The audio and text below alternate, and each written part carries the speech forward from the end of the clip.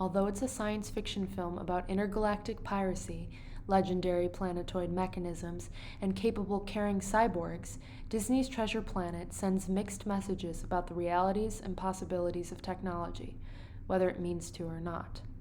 Drawing from wildly popular source material, Robert Louis Stevenson's 1883 novel, and headed by Disney's talented and decorated directing duo, John Musker and Ron Clements, in 2002 it seemed like the film was destined for success.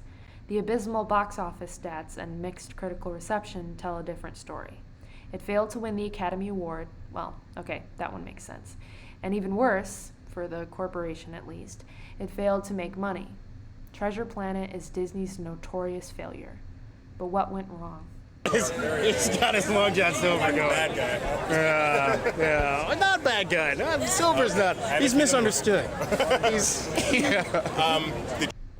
Treasure Planet challenges Disney conventions in a variety of ways. The film was made during a rather experimental period for Disney, thus Musker and Clements embraced the sci-fi genre, a strange choice for the brand. Unlike the duo's previous films, Treasure Planet is not a musical. There's no central heterosexual romance, and most importantly, the film's antagonist Silver is three-dimensional, both literally and figuratively. Silver the Cyborg was created through the use of traditional hand-drawn animation and computer-generated graphics. He is literally a cyborg. The film itself is something of a cyborg too. Hand-drawn animation, CGI, and a technique called deep canvas were all used to render the fictional world. In 2002, these graphics were considered to be cutting edge.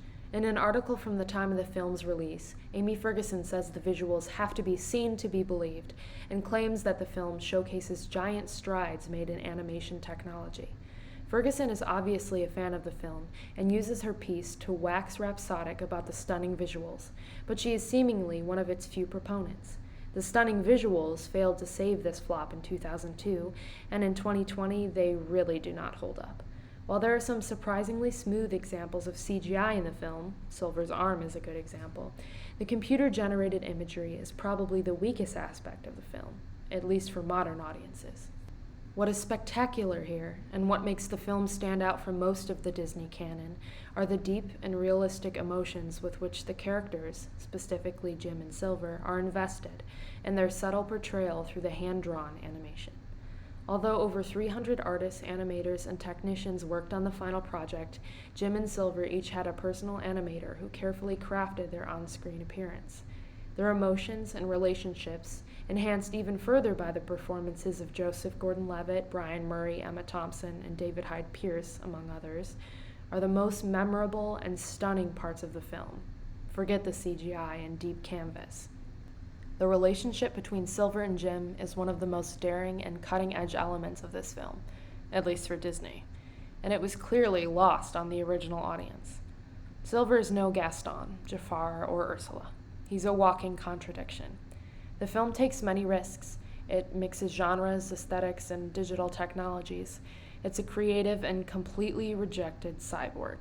In fact, this film is proof of the failure of the cyborg. Time and time again, technology fails the characters in Treasure Planet.